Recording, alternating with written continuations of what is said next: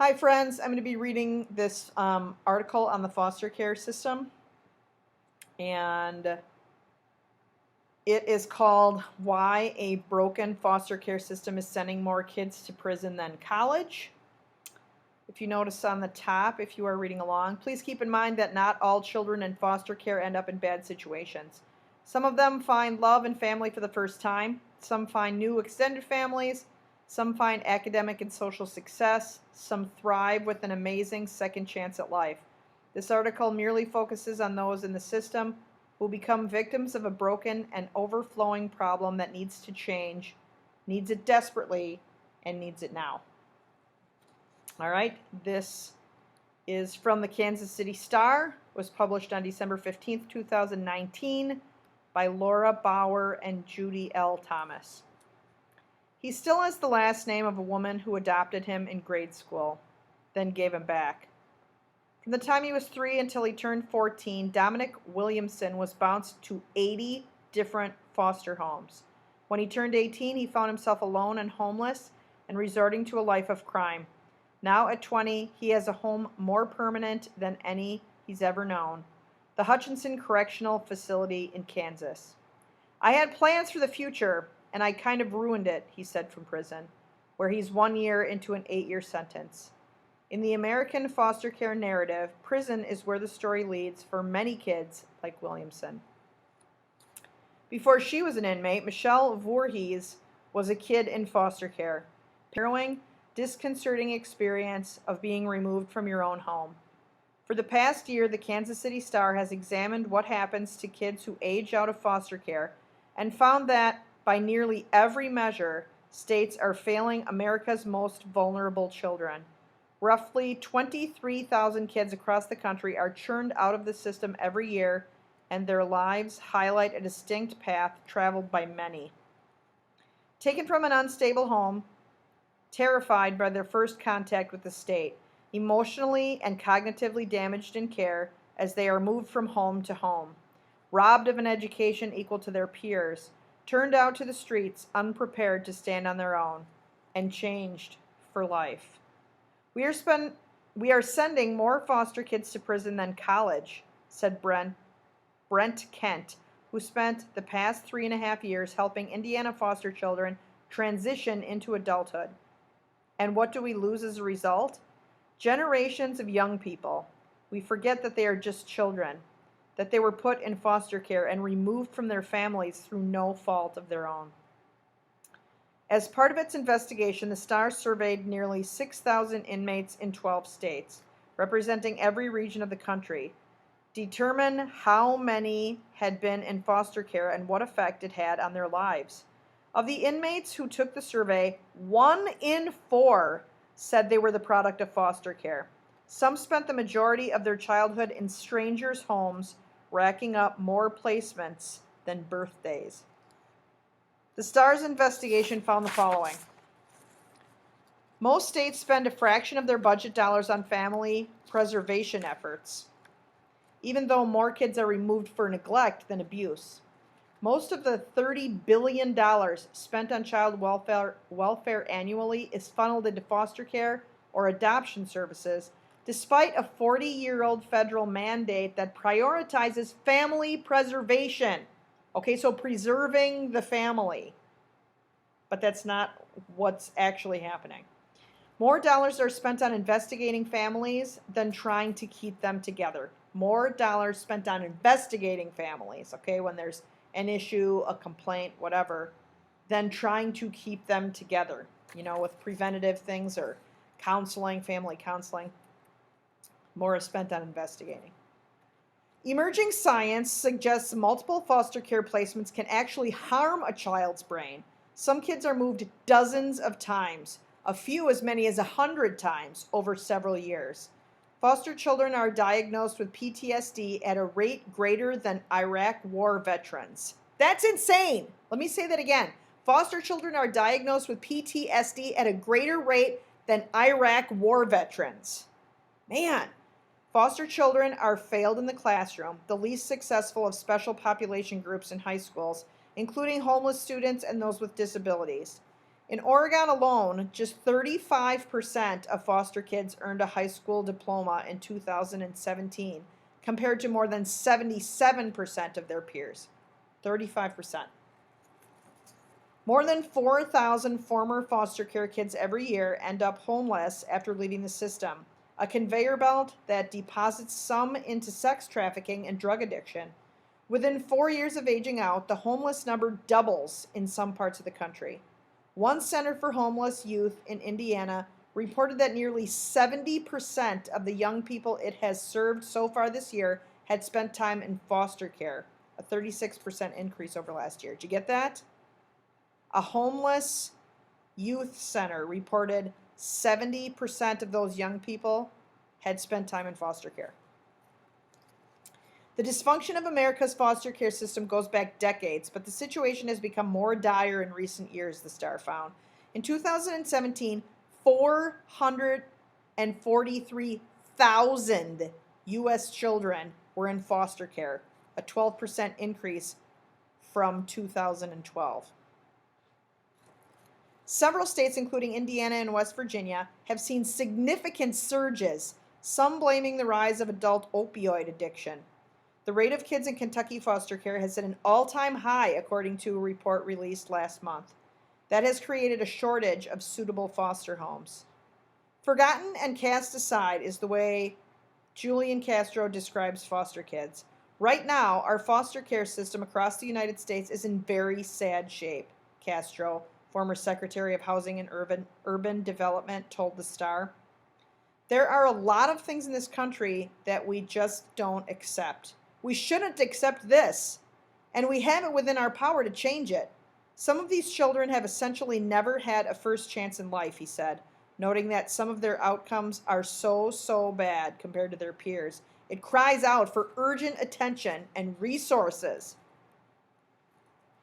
McDonald said the sheer number of children coming into a crowded system means workers must focus on kids' immediate needs. Their top priority is to ensure the safety of those who have been reported for abuse and neglect.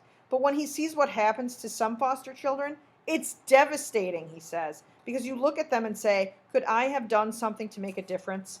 Okay, so what he's talking about there is that a lot of kids end up in foster care because there is some issue in the home, and so they pull the kids out of there to make sure that they're safe or properly taken care of. But instead of investing that money in fixing that situation, those kids, because the system is so overflowing right now with cases, they're just put into foster care. And a lot of the money and resources going into placing those kids into foster care instead of working to, like I said before, preserve the family. No doubt some kids do okay in foster care. They thrive even. But for many, the experience only adds to the trauma they have suffered. The majority of inmates who wrote messages on their surveys or who spoke with the Star said being in the system and aging out with few skills or support changed the system forever. Those changes made the transition to crime easy. So when they're talking about aging out, what they're basically saying is once they become 18, they're considered adults and the state no longer deals with them. So they, if there's an issue in the home and they're placed in foster care, they're either going to be placed in a foster home or they're going to be placed in a group home or whatever it is. And then once they turn 18, out. They're no longer with that foster family unless they've been adopted, and they're no longer allowed to be in the group home. They're just out on their own. And so for some of them, they have missed out on the skills needed to live independently as an adult, and so some of them turn to crime. Texas lawmakers recognized the existence of a possible foster care to prison pipeline several years ago. That's when they passed a law requiring that offenders be asked during the intake process whether they had ever been in foster care. The bill's sponsors said many children have experienced significant trauma, including violence, neglect, abuse, threats, humiliation, and deprivation. Not only do most states fail to track that information, many refuse to allow the Star to distribute its survey in their prisons. All right, so again, this is a newspaper called The Star that put this information out, and some of the prisons were like, nope, we're not even handing that survey out. Why would they not want people to know this? I don't know. In the past year, the Star contacted every state requesting their participation in the survey. The first to sign on was Kansas, a state whose child welfare agency has been under siege for years and where many young people like Williamson struggle in care, then age out alone. Remember, aging out means you turn 18 and you're no longer in the foster care system. Wardens in all 8 prisons distributed the survey, and the state ended up having the largest number of inmates participate, with nearly 1,200. I think it brings strong value, said Laura Howard, Secretary of Kansas Department for Children and Families, who has recently started programs to focus on older youth and keeping families together. We can learn from this. All right, so the Department for Children and Families is DCF. That might come up again. Of the 1,174 responses in the Sunflower State, 382 inmates said they had been in foster care. That's 1 in 3, which is among the highest percentages of the states that participated. The results for Kansas and the 12 states overall showed the trauma some foster kids suffer when coming into care, and the need to emphasize trauma-informed services, said Howard, DCF's 3rd leader in as many years. All right, so again, there's some underlying problems here that they're not actually getting into, but the fact that Howard has been the 3rd leader of the DCF in a short period of time demonstrates that it's a difficult job, and that because leadership keeps transferring out, that some of these problems are not being handled, and then they have to start from square one with a new leader. Also, the fact that this guy, Howard, suggests that trauma-enforced services are necessary. So we need to not just meet the needs of housing children in foster care, but of the counseling that they may need for the trauma that they are going through. I don't sit here and say, gosh, that's a failure of the child welfare system, she said. I think what tells me is, as a society, a state, community, we need to do a better job of wrapping services around vulnerable youth. Williamson was one of the Kansas inmates to complete a survey. I was thrown out into the world with nothing at 18 and was homeless, he wrote. So I did what I had to do to provide for myself and make do. Ended up with 6 felony charges at 18 years old. Overall, 5,889 inmates responded to the Star's confidential survey. Of those, 1,446 said they had been in foster care. While the results are not scientific, experts who reviewed them said they offered rare insight into the backgrounds and challenges of former foster care children who end up behind bars. 54% of inmates who responded said they had been convicted of a juvenile crime when they were younger. Nearly 60% said they had experienced homelessness. Only 16% said they had earned a high school diploma, and another 29% said they had gotten their GED. That's really low. An inmate from Pennsylvania said he had 2 sets of sisters who were allowed to stay together in foster care, 2 in each placement, until they emancipated. That means that they were liberated, they were removed from the system. They are well-adjusted adults today with no substance abuse issues and no criminal history, he said. Makes me wonder how I'd have turned out if I was placed with a natural sibling, he wrote. I never felt as if I belonged. Okay, so that's another issue that's being brought up here with the foster care system, is a lot of times kids don't get to stay together. So if a foster home says, I will take 1 child but not 3, then we either find a single child to be in that place, or a group of siblings gets split up and you're not with your sister. So Williamson was talking about how his 2 sisters were placed together and they had a successful experience. He was by himself and he did not. So it's just another issue. It doesn't mean because of this happened, but it definitely has an impact in some cases. Dominic Williamson was just 3 when his older brother grabbed a broom in the middle of the night and jiggled the lock open on the front door of their Wichita home.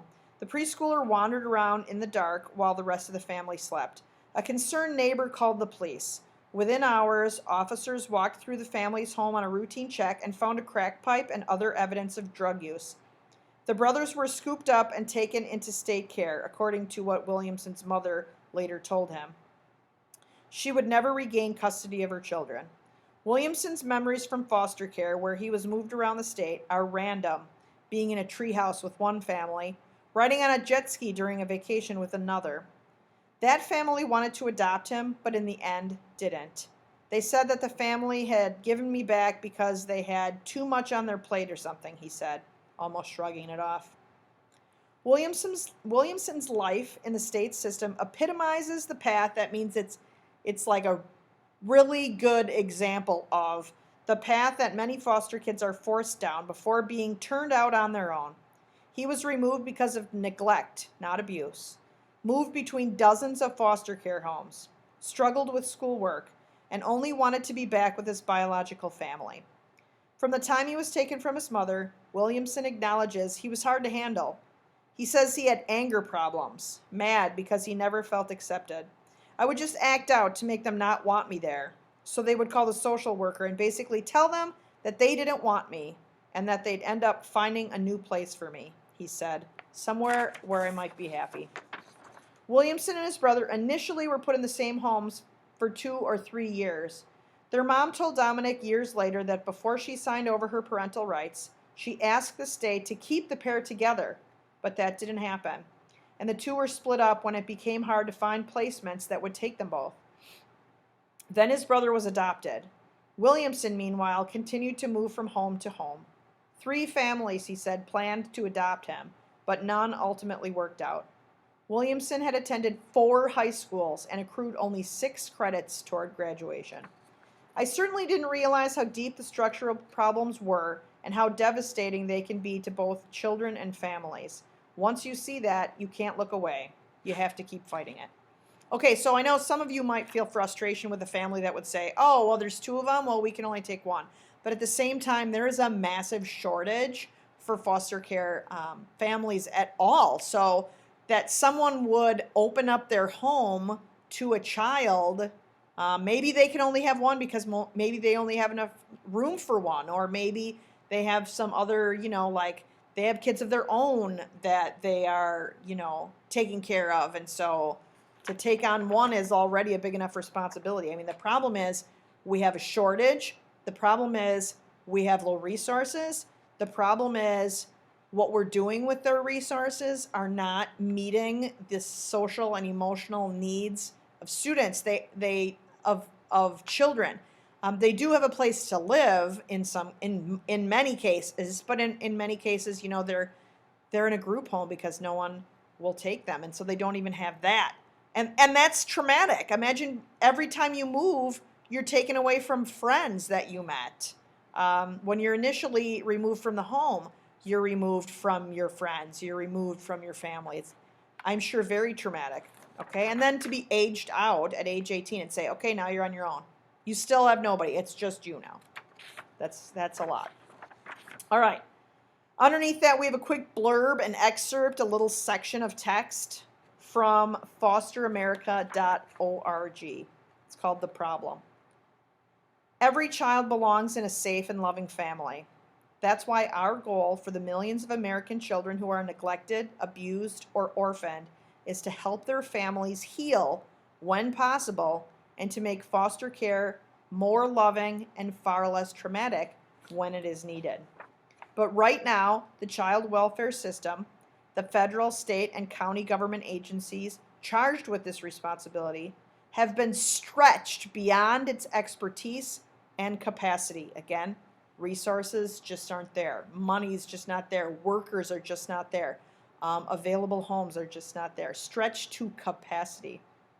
The system places too many poor and minority children in foster care who could be kept safely at home, shuffles children between multiple foster homes and institutions, and further traumatizes them at each step. So again, the system needs to change in a way where we figure out why are kids being removed from their home, and can we do something to keep them there safely with things like family counseling. This isn't just devastating for individual children and their families. The failures of the child welfare system are at the root of some of our nation's biggest challenges.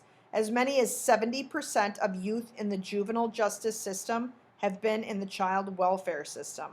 All right, so juvenile offenders. 70% of them have been in the child welfare system. 1/3 of homeless young adults were previously in foster care.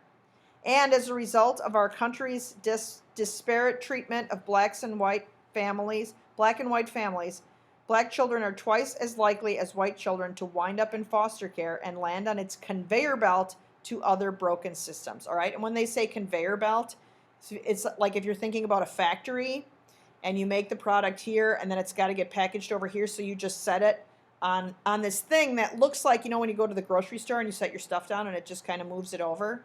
That's what he's saying here is these families, these kids are being placed on a conveyor belt from bad situation to another bad situation, just kind of passed along and eventually possibly in the criminal justice system. The system is failing. All right, and here's some finishing statistics. 1 in 8 American children is abused or neglected by age 18. 1 in 17 kids enters foster care. If you look around in our school, how many is that? I mean, and we're in a good city here, but there are cities where that number is even, 1 in 5. Okay, 1 in 17 is just the national average. The rate of foster care placements increases 1 to 9 for black children and 1 in 7 for Native American children. Upwards of 70% of youth involved in the juvenile justice system have been involved in the child welfare system. 50% of foster youth will not graduate from high school on time. 48% of girls in foster care become pregnant by the age of 19. That is insane. 48%. 60% of children, child trafficking victims have histories in foster care. 60%. And it's because of that trauma that they are more easily, manipulated into child trafficking. 33% of homeless young adults were previously in foster care. And kids in foster care are 4 times more likely than other children to attempt suicide.